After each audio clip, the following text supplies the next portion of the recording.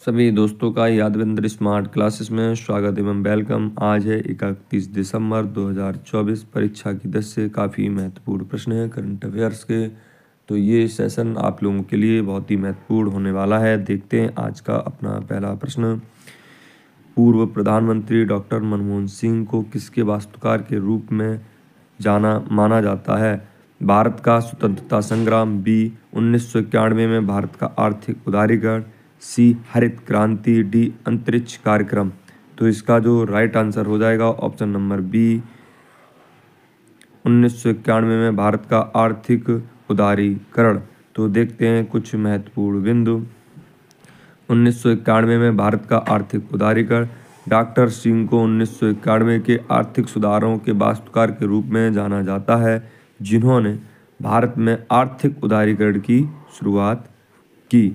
अगर आपने अब तक हमारी यादविंद्र स्मार्ट क्लासेस को चैनल को सब्सक्राइब नहीं किया है, प्लीज़ सब्सक्राइब कर दें, साथ में बेल आइकन का बटन दबा दें और शेयर करना ना भूलें। इस सेशन को पूरा अवश्य देखें। अगर आपको ये सेशन पसंद आता है तो लाइक करें और साथ में अपने दोस्तों के साथ शेयर अवश्य करें। देखते हैं नेक्स्ट प्रश्न। भारत के पूर्व प्रधानमंत्री ने भारतीय रिजर्व बैंक के गवर्नर के रूप में कार्य किया। इंदिरा गांधी, राजीव गांधी, डॉक्टर मनमोहन सिंह, अटल बिहारी वाजपेयी। इसका राइट आंसर हो जाएगा ऑप्शन नंबर आपका सी, डॉक्टर मनमोहन सिंह जी ने भारतीय रिजर्व बैंक के या आरबीआई के गवर्नर के रूप में कार्य किया। देखते हैं इससे कुछ महत्वपूर्ण बिंदु। इन्होंने सितंबर 1982 से जनवरी 1985 तक भारतीय रिजर्व बैंक के गवर्नर के रूप में सेवा दी भारत को। देखते हैं अपना प्रश्न नंबर 3। प्रधानमंत्री राष्ट्रीय बाल पुरस्कार के पुरस्कारों के लिए निम्नलिखित में से कौन सी श्रेणियां शामिल की गई हैं? ए ऑप्शन आपका है कला और संस्कृति, वीरता, नवाचार, विज्ञान और प्रौद्योगिकी, सामाजिक सेवा, खेल और पर्यावरण। बी ऑप्शन है वीरता, राजनीतिक, विज्ञान, साहित्य और खेल। सी नवाचार, कला और सांस्कृतिक, साहित्य और गणित। डी सामाजिक सेवा, पर्यावरण, राजनीतिक और कृषि कार्य। तो इसका जो राइट आंसर है ऑप्शन नंबर ए, कला और सांस्कृतिक, वीरता, नवाचार, विज्ञान और प्रौद्योगिकी, सामाजिक सेवा, खेल और पर्यावरण। ठीक है, देखते हैं अपना इससे कुछ महत्वपूर्ण बिंदु।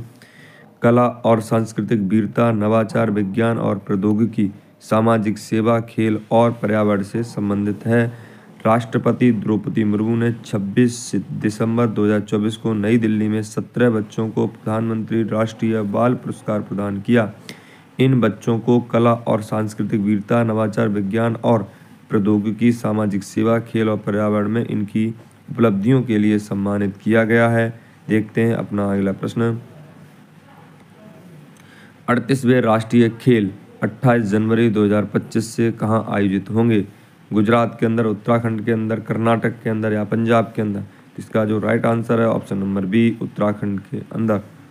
देखते हैं इससे कुछ महत्वपूर्ण बिंदु। उत्तराखंड के मुख्यमंत्री पुष्कर सिंह धामी ने 26 दिसंबर 2024 को नैनीताल जिले के हल्द्वानी में 38वें राष्ट्रीय खेलों की मशाल यात्रा का उद्घाटन किया। प्रश्न नंबर 5। ब्रह्मपुत्र नदी पर दुनिया का सबसे बड़ा बांध कहाँ बन रहा है? चीन में, भारत में, बांग्लादेश में या नेपाल में? तो इसका जो राइट आंसर हो जाएगा चीन में दुनिया का सबसे बड़ा बांध बन रहा है। किस नदी पर? आपकी ब्रह्मपुत्र नदी पर। पूर्ण बिंदु। चीन ने हाल ही में ब्रह्मपुत्र नदी पर दुनिया के सबसे बड़े बांध के निर्माण को मंजूरी दी, जो तिब्बत में भारतीय सीमा के पास स्थित है। देखते हैं अपना नेक्स्ट प्रश्न। तिब्बत में ब्रह्मपुत्र नदी को किस नाम से जाना जाता है? यांगत्से, यारलंग जांगवो, पीली नदी, मैरगोग। तो आपको इसका राइट आंसर बताना है। इसका राइट आंसर है ऑप्शन नंबर बी। देखते हैं कुछ महत्वपूर्ण बिंदु। ब्रह्मपुत्र नदी को तिब्बत में यारलुंग जांगवो के नाम से जाना जाता है। यह नदी चीन के तिब्बत स्वायत्त क्षेत्र में उत्पन्न होती है, जहाँ इसे यारलंग जांगवो या बस जांगवो कहा जाता है। यह तिब्बत से पूर्व की ओर बहती है और फिर ग्रेट बैंड पर दक्षिण की ओर मुड़ती है। अरुणाचल प्रदेश के मध्य से भारत में प्रवेश करती है और ब्रह्मपुत्र बन जाती है। इसके बाद यह बांग्लादेश में प्रवेश करती है, जहां इसे जमुना के नाम से भी जाना जाता है। देखते हैं 7 प्रश्न। 25 दिसंबर 2024 को कजाकिस्तान के एक्टाऊ के पास अजरबैजान एयरलाइंस की फ्लाइट J28243 को गलती से किस देश की वायु रक्षा प्रणाली ने गिराया हो सकता है? ऐसा अनुमान है अजरबैजान, कजाकिस्तान, रूस या तुर्की। तो आपका इसका राइट आंसर हो जाएगा रूस। किस पे शंका है? रूस पर शंका है। कुछ महत्वपूर्ण बिंदु। प्रारंभिक अटकलों के अनुसार कुछ सूत्रों का कहना है कि रूस की वायु रक्षा प्रणाली ने गलती से विमान को मार गिराया हो सकता है। देखते हैं नेक्स्ट प्रश्न। हाल के एक अध्ययन के अनुसार असम के वनों में किस कीट समूह को पोषक पौधों के अत्यधिक दोहन के कारण खतरा हो रहा है? स्वालोटेल तितलियां, चरचिटियां, बीटल्स, मॉथ्स। आपको इसका राइट आंसर बताना है। ए विकल्प सही है, स्वालोटेल तितलियां ना। कुछ महत्वपूर्ण बिंदु देखते हैं। असम के साइट्रस बेल्ट में 25 औषधीय पोषक पौधों के अत्यधिक दोहन से स्वालोटेल तितलियों पर असर पड़ा है। स्वालोटेल तितलियां परिवार से संबंधित हैं और आर्कटिक को छोड़कर विश्व भर में पाई जाती हैं। भारत में 573 स्वालोटेल प्रजातियों में 77 पाई जाती हैं। कुछ स्वालोटेल प्रजातियां संरक्षित तितलियों के रंग और पैटर्न की नकल करती हैं।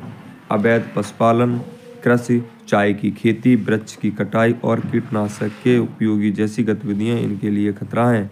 तितलियां महत्वपूर्ण पर्यावरणीय संकेतक होती हैं। इनके स्वास्थ्य से पारिस्थितिकी तंत्र का स्वास्थ्य और विविधता परिलक्षित होती है। प्रश्न नंबर 9। साल 2025 में पहला खो खो वर्ल्ड कप किस देश में आयोजित होगा? Option A Bharat, option B Nepal, option C Bhutan, option D चीन। आपको इसका राइट आंसर बताना है। कौन सा आंसर इसका सही है? तो इसका राइट आंसर है option number A Bharat. Bharat के अंदर 2025 में खो खो वर्ल्ड कप खेला जाएगा। अगर आपसे कोई पूछे भारत की राजधानी तो आप तुरंत बता सकते हैं भारत की राजधानी है बच्चा नई दिल्ली। अगर आपसे नेपाल की राजधानी कोई पूछता है तो आप कहाँ बताएंगे? काठमांडू। अगर आपसे भूटान की राजधानी कोई पूछे तो आप कहाँ बताएंगे? थिम्फू। अगर आपसे चीन की कोई राजधानी पूछे तो कहाँ बताएंगे? बीजिंग। ठीक है, देखते हैं अब पहला खो खो वर्ल्ड कप 2025 में भारत में आयोजित होगा, जिसकी घोषणा kho kho federation of India और इंटरनेशनल खो खो फेडरेशन ने की। इस आयोजन में 6 महाद्वीपों के 24 देश शामिल होंगे, जिसमें पुरुषों और महिलाओं के लिए 16-16 टीमें होंगी। खेल को बढ़ावा देने के लिए KFI की योजना 10 शहरों के 200 स्कूलों में खो खो को शुरू करने और कम से कम 50 लाख खिलाड़ियों को पंजीकृत करने की है। इस टूर्नामेंट में दुनिया भर के शीर्ष एथलीटों के एक सप्ताह के मैच शामिल होंगे, जिसका उद्देश्य खो खो को अंतर्राष्ट्रीय स्तर पर ले जाना है।